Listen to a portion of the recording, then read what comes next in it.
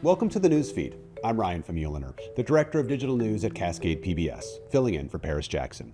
In today's episode, Washington now has a majority Latino voting district on the east side of the state. We'll explain the legal fight that made it happen.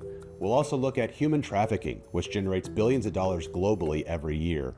And we'll talk about the current state of public transit in the Seattle metro area.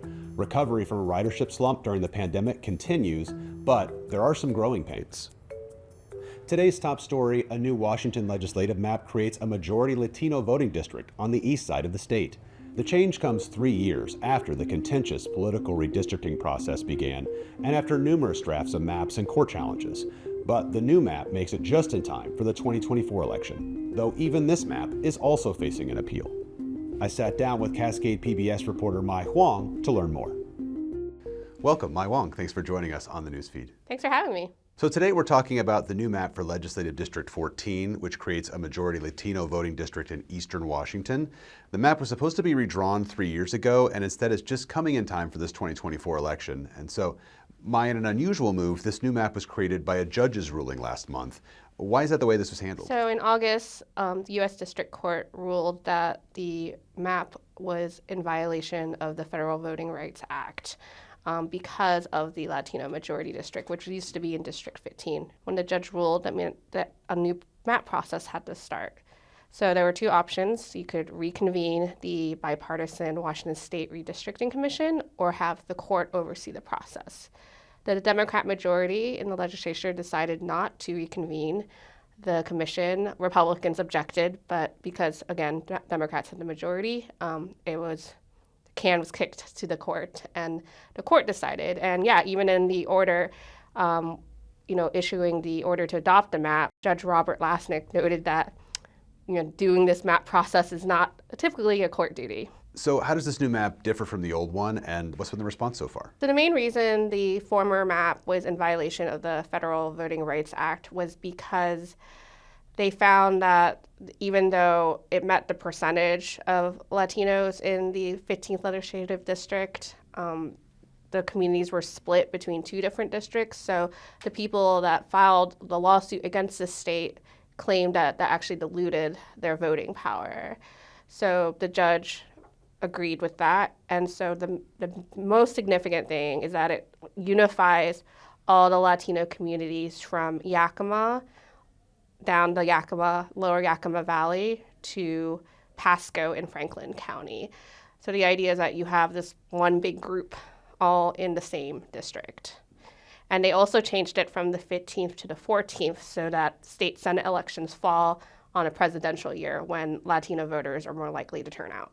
So from a voter's perspective, why is this new map impactful for Latino voters? So this is the latest in a string of voting rights cases for Latinos dating back a decade. Past cases led to district-based elections in the city of Yakima for the city council and Yakima County for their commissioner races, which meant that Latinos had more of an opportunity to vote for the candidate of their choice. So now with this latest map through this process, that extends to the state level. So this new map is facing an appeal, but a couple weeks ago, the U.S. Court of Appeals said it would not block the new map. So what does that mean for the appeal of this map? So along with filing an appeal, they also filed an emergency stay to prevent the state from adopting the map in time for the 2024 election. So the appeals court essentially denied that motion. So the map will be adopted for the 2024 election. So is there still a chance, though, the legislative map could change again? Yes, absolutely. So while the interveners, a group of conservative Latino voters who intervened in the original voting rights case, which filed the appeal of this map, were denied the stay, which would have prevented the adoption of this map, the court still said you could proceed with the appeals process of the map. They have until June to file the opening briefs for the map. And also there's still an opportunity for the appeals court to overturn the original ruling from August that led to redrawing the map in the first place. And I know the interveners were hoping to consolidate those two cases. So there's a possibility of the map changing and, the original voting rights ruling from August also being overturned. So one of the goals of this new map is to ensure the Latino voting base has voting power, but what does that really mean? The main way they look at that is to see whether candidates that Latino voters selects have a chance to win. So when they are going through a map process, they'll have an expert look at a number of state and federal races, which they did for this process as well, to see if the candidate that generally Latinos select wins in that district. They had a number of different races, president, Senate, governor, and they looked at what candidate the Latino voters picked in general, and then how did that candidate fare in those races. And so based on that study, they believe that the Latino voters in the 14th district, as it's drawn now, would be able to select a candidate that would win. It was a pleasure speaking with you today, Mai. Thanks for joining us. Thank you. We appreciate it. To read more of our in-depth reporting, go to crosscut.com.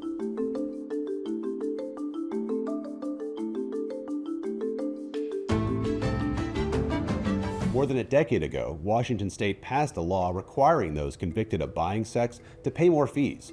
A new report finds the majority of state courts aren't levying those fines. We'll explain the confusion in the courts. A Washington state law passed in 2013 requires people convicted of buying sex to pay more fees to the courts. A new Investigate West investigation has found that, apart from King County, most courts aren't enforcing that law. Anti-trafficking advocacy groups say these fees, potentially adding up to hundreds of thousands of dollars per year from those buying sex from adults and children, were supposed to go towards services for human trafficking survivors. Initially, the courts followed that law, but Investigate West has learned a decade later, most Washington courts aren't ordering sex buyers to pay any fees at all. In 2023, only a quarter of the 64 courts that convicted people for sexual exploitation crimes ordered them to pay fees, according to a state Commerce Department annual report.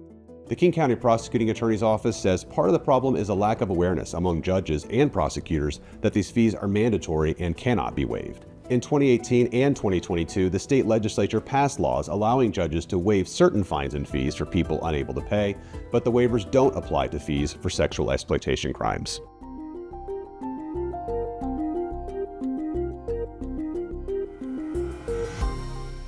Seattle metro area transit agencies are trying to make light rail and bus services more consistent post-pandemic. We'll look at their upcoming plans to add drivers and boost service.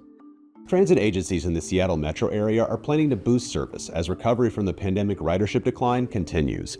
But many riders are frustrated as some lines deal with delays, especially certain problem routes. In the meantime, some transit users are turning to apps like Google Maps and the locally created app One Bus Away to ensure they don't waste time waiting for delayed buses and light rail.